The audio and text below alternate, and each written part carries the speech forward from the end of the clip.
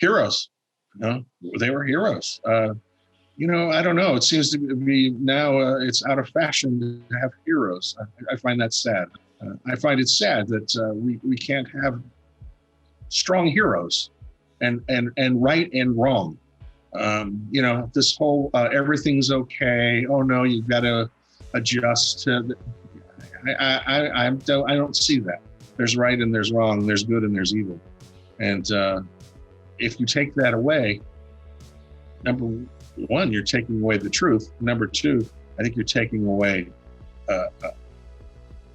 the future of writing and creation of new stories. But in life and in daily living, there's right and there's wrong, and there's heroes.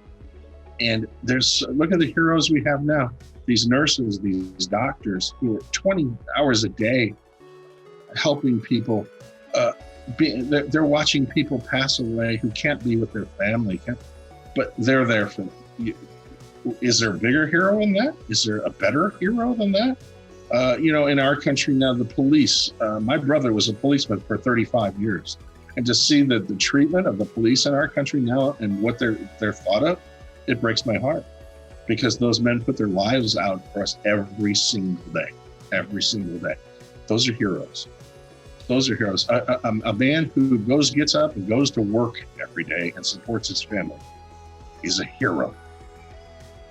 Do we want to lose that? I hope not. Nowadays, we can see that there is a constant policing of the writing, of the creative acts, of everything that surrounds entertainment and art in general, and that which it's horrible. This whole calling. You can't say that or you can't do that. That's not. I mean, that's not what we're about. If you don't like, the great thing about America and the world, the free world. If you don't like it, well, turn the channel or don't watch it. You don't have to watch it, but don't tell other people they can't enjoy a certain thing or whatever, as long as it's not hurting anyone or causing, damage or whatever it is, of course. But to act like, what they did, it's not really evil. No, it is. It is evil. And you have to address it for what it is. And you have to be allowed to write the story that's in your heart and in your mind and the message that you're as a writer. If we stop doing that, well, what are we going to do? Start burning books? I mean, come on. You have to let people be creative. They can't be destructive. There's a difference. But creativeness, what would we do if we didn't, there would be no Shakespeare. There would be no Hemingway. There would be no whatever. I had an acting teacher who used to tell me a great analogy. He'd say, Tim, your acting is like climbing a tree. He says, now you can hug against the main part of the tree and climb, and it's safe, and it's you feel better about it. But you're never going to see the view if you don't dangle out on the branches. And that always was something that I kept in my hand. You have to take chances. You have to fail. I may not agree with what you say, but I'll fight to the death for your right to say. That's America. I was taught sticks and stones break your bones. Words will never hurt you. What happened to that? Where if somebody says something, it's just words. It's just, they can say what they want. It just tells you who they are. It's not against the law to be ignorant, and to try to make it against the law, you're going to have a lot of problems. You have to be very careful what you teach and what you allow, and because you have to. What kind of world do you want? The old world dies, and with it the old ways. You who have served as dread youth, we will remake it as it should be, must be, immortal. And we shall build a new tomorrow, a new future, a new order. Digitization. When we make a parallel to our days and the way that technology took over our lives. I think it's an interesting parallel when you think about the universe of Captain Power. Yeah, I mean, digitization was, I never, of course, thank goodness I never dealt with it, but it was an interesting concept that there's many kinds of digitization, I think, and in our world today, like you said, very true that we can have that happen, not like in our show, but you can see signs of that. That's a scary thing. Yeah. What are the fondest memories that you have of actually working on the series? Number one memory was the people I worked with. The cast, as I told you earlier, we became very, very close. We would do things outside together by choice, just because we really enjoyed each other's company. We enjoyed working hard together. We enjoyed being part of a unique thing. I think everybody realized how we were never going to have another part like this, no matter what we went on to do. There was never going to be something else. So my time spent with them, plus the camera crew, the builders, the costumers, the makeup, all these people made that show what it is. Not just myself and Sven and Pete and all of us. We were just a part of it.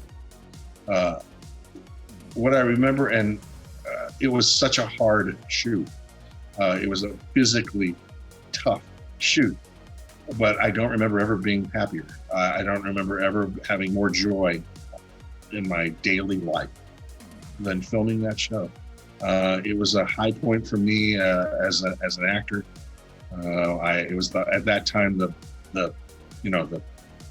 biggest thing I'd ever done. I was lucky I got to go on afterwards and do another iconic role, playing Davy Crockett here, which is very rare. I don't know how many people auditioned for that, thousands. So I was very lucky.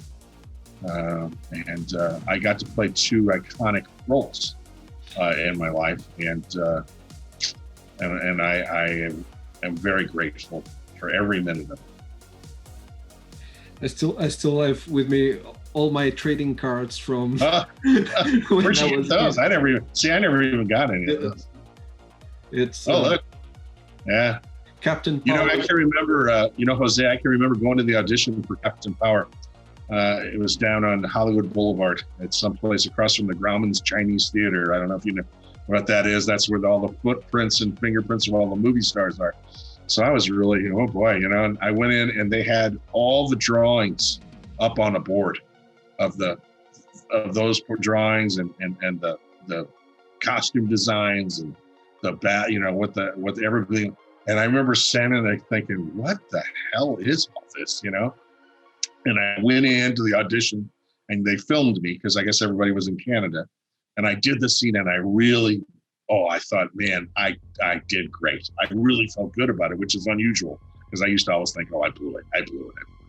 But I remember I came out on the street and I think I yelled. I just like, I called my agent and I said, I killed it. I killed it. It was great. Okay. And she called me back and she said, you got to go back. The camera didn't work. You got to do it again. And I thought, oh my God, I'll never be able to do it again. That was the one. But I guess things worked out okay. They all worked out all right. Right after I got the part, they told me I was going to, and I had to be in Toronto in, I think, 10 days or 7 days. I had planned a trip back to St. Louis to see my family. And I got to tell them in person that I just got my first big lead in a TV series. And that was probably one of the, my poor mom and dad put up with so much with me, wanting to do this, to see the look on their faces. That was probably the best thing ever. There were plans for reboot, you talked about, with a teaser released in 2016. What happened? Can the fans still? The last I've heard, I talked to Roger Lay and Eric Carnegie. They now own the rights. They came to me back in 16, 15, whatever it was, and said, we're thinking about rebooting the show. Would you play mentor? Would you be mentor? And I said, well, yeah, sure. I mean, I'm sure. I mean, I'd have to think about it, but are you sure? Because you could probably find somebody better. But they said, no, and I said, okay. So I was involved in a little bit of that. I think the problem, of course, is as with anything, getting the money to film the show, which back then, remember, it was a very expensive show. That's also what hurt us that was a very expensive show to film. And I think over $1 million an episode, and that's 1987 $1 million. That's a lot of money. So I think that hurt. But now with of course, CGI would be a lot better quality, but it'd still be expensive show. And I think the interest in the show, I don't know. I've learned since then that I think there's plenty of interest. Plus, I think there's always interest in a great story, and it's a great story. I mean, whether you do it now or you did it back then, that's as we talked about earlier. That's why it holds up. It's because of the themes of the show, and if we keep those themes, I think the show will work fine. With all the years that passed, and you already told me that you are frequently contacted by fans all over the world. Oh yeah. Yeah. What is the most peculiar experience that you remember with a fan? Well, when I was doing the show, they asked me to go to Atlanta for a big, I guess it was one of the big sci-fi conventions. And then a guy walked up in a complete Captain Power outfit. And I was just like, wow, I'd never seen that. And I said, did you? Yeah, I said, I made it. And he says, yeah, I found, and he had a book and it had everything I'd ever done in it. He had clips from the TV guides. He had this, I couldn't believe it. So then I was answering questions. I was doing the best I could. And he stood up and he said, what was the power source for your communicators? And I said, AAA batteries, I think. I don't, and I remember the look, I realized the look on his face. He was so disappointed in what I said. And at that moment, I realized that was a stupid answer for me. I shouldn't have said that, because he was asking in his, and my answer should have been, I don't know. I'm not sure what our power sources were really. I never figured that part out. I just figured it was how it worked, But to him, it was more real than it was for me. And I should have respected that better. And I always regretted that. But I mean, I got a laugh. I mean, everybody laughed when I said double A batteries, because that's what it was. I mean, there's some batteries there. I don't know what it did. But again, that's when I learned that the fans, and to this day, are much more knowledgeable about the show than I am, without a doubt. They are. They tell me things that I don't remember. I mean, I can watch, clips and go, I don't remember shooting this. I don't remember this one shot. Other ones I go, I remember that day. But there's they know it. They know the characters, and they know the themes, and the fans. The reason you and I are talking is because of them.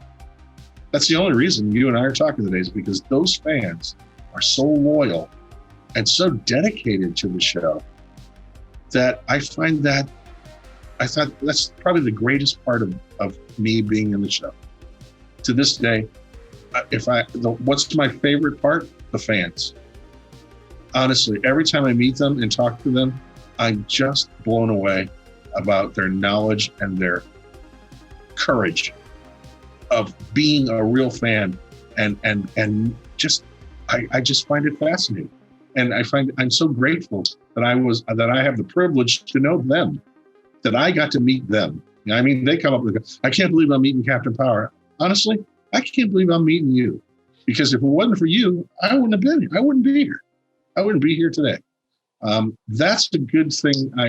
That's what I've learned the most, is that all those fans, the ones who send me the letter or the email, or can you sign this or whatever, those are the show. That's the show. You know, it wasn't me. I just read some lines. They're the important part, not me. And I really mean that. I truly do mean that. You put something out there and it grows. You never know what you're putting out there. You know, I'll tell you, Jose, over the years, I've gotten letters and from people who said when I was a kid, you know, my mom and dad were always arguing. Our house was a horrible place to be. And every Saturday morning when I could tune you in, it was the highlight of my day. And you gave me the motivation to keep going. Well, I mean, when somebody tells you something like that, you're like, are you kidding me? You know, I was just, you realize what your actions, you know, don't think they don't touch people in ways. You have no idea how they're touching people and what they mean to people and how they relied on those shows. I had no idea. You know, you have no idea. So that's what sent me on and to realize that the fans, those people, they're amazing. They're amazing, wonderful people. And I'm grateful for each and every one of them. They've made my life such a better life. You got to play Davy Crockett? When I got that part, there was a lot more pressure when you're playing something like Crockett, and when you're working for a company like Disney. There's a lot of expectations. There's a lot of pressure to get it right.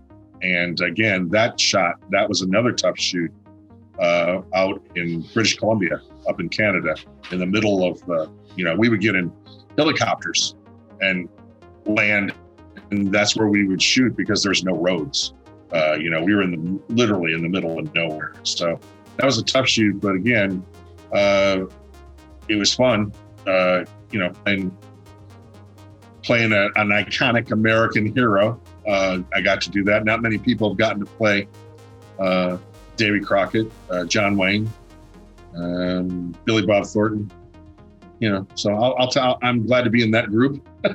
I'm lucky to be in that group. It was fun. It was great. I was proud of it. I don't think it got a fair shake with Disney or the NBC network, but that's showbiz. That's the way it goes. And then you made an appearance in Murder, She Wrote, a classic series also. I did. Murder, She Wrote, that was wonderful. It's the only time in my career I didn't have to audition. They just said, do you want to do the part? Be here Monday. So I was really happy. And number two, Angela Lansbury, to me, is an iconic actress. I got to sit with her. We had a scene together. I played a baseball player who was accused of murder, of course, and she gets me off. Proves that I didn't do it.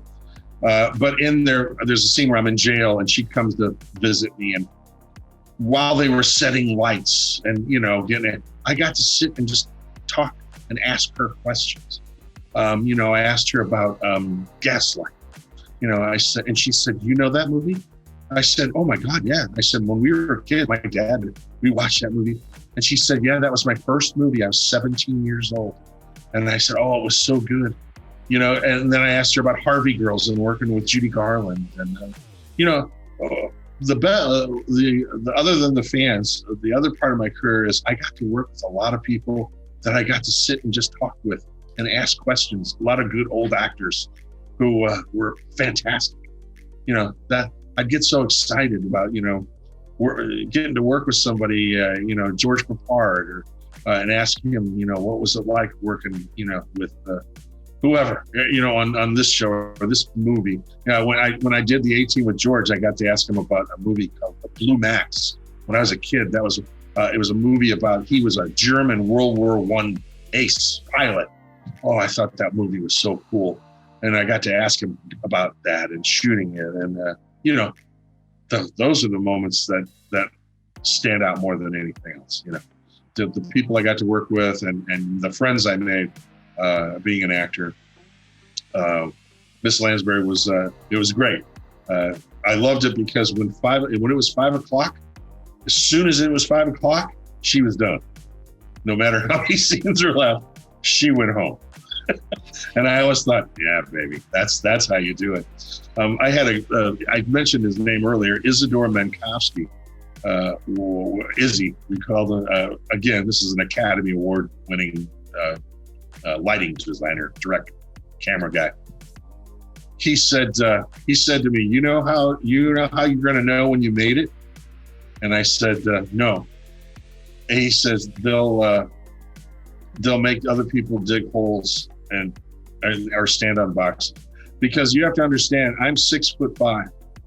So my whole career, there's been times where they literally dug a hole, and I had to stand in the hole to get the shot, because I was too tall. So he said, when they start making other people stand on apple boxes, and Davy Crockett, that's when I knew I made it, because they were making other people stand on boxes, and I didn't have to do anything. And I wrote him and said, "Hey, Izzy, I made it."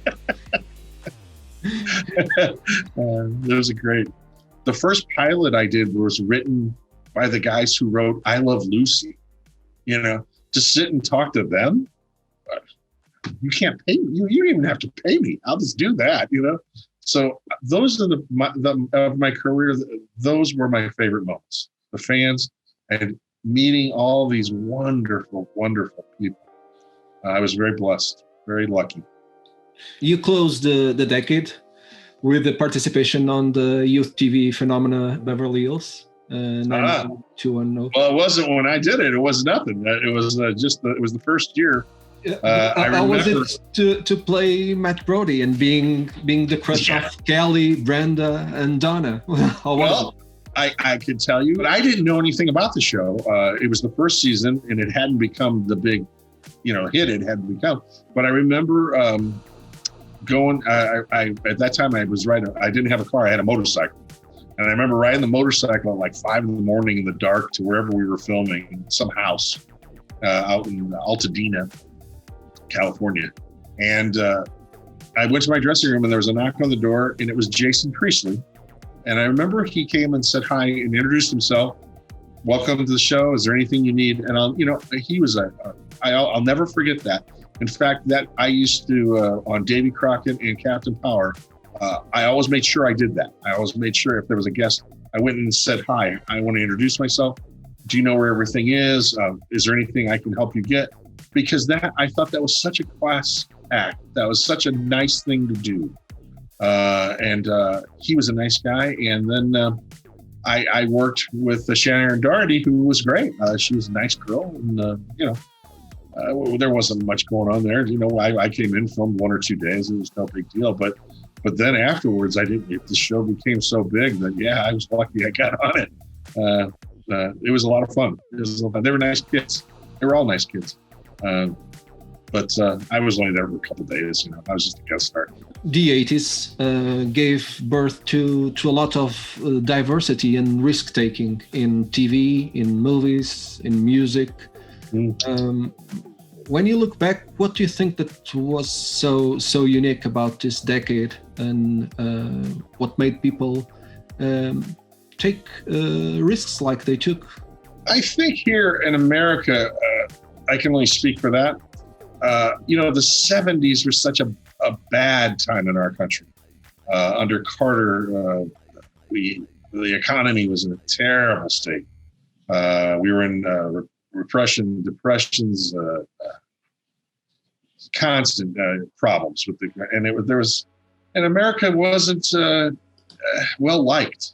We didn't feel very well liked in the world, and then Reagan came in, and everything changed, and there seemed to be hope. And I think that breeds creativity and chances. And I also think the people in charge, the studios, the networks, think they became more open to trying new things. And the last thing is technology. I think a lot of technology changed what we saw and how we saw it. It just was a time of creativity. I think we see that in the world through history. There's bursts of creativity and bursts of change. And I think the 80s was definitely there's seems to be a big look to the future during that decade that I don't think we saw in the 70s. It's interesting to see how nowadays the studios don't take risks in crazy ideas. They just remake movies, and they just take movies and remake crazy ideas of other decades. So there's no creativity. It's just what it's funny because I started. Oh gosh, I don't know how long ago. I for some reason started writing a script about the movie Karate Kid, and I set it in the present. And I had this idea that Daniel now was a landscaper. He had taken over Mr. Miyagi's and the landscaping business, and and then all of a sudden I turn on, there's Cobra Kai. Somebody already did it, So we seem to that's all we do is redo old movies now, Jumanji's and this and that. A lot of movies went out there. They put it out there. They didn't know what was going to happen, but they thought it was a good story. It was good art. It was good work. Now it seems like unless you can guarantee them a certain return, plus tie-ins with Burger King and ties in with this thing, and actually Captain Power probably worked today because of the tie-ins with the toy and all that stuff. Nobody would care today. I doubt anybody would be offended by what we were doing if we did that today. I'll bet you. From 91 to 2002, you slowly stepped out of the acting I did. career. What motivated your decision? Oh, that's a good question. I went through a very bad breakup in a relationship, and it affected me deeply. It affected me where I lost a lot of confidence, I think, in myself, my abilities. Also, I think I needed a break to do something different. I probably, if you ask me now, I wish I probably hadn't done that, but I did. And I've gone on to do really other work I never thought I was capable of doing, which I am. So I've succeeded in that. I help people on a daily basis, which is extremely fulfilling. I still love the media, acting, television, movies. I'm surrounded by wonderful people in my life now. I needed to kind of find myself a little bit more. I had lost everything that I thought was important in my life at one time, and it was very hard. It's a hard time. But I have a great family, and I have incredible friends, and it all came out all right.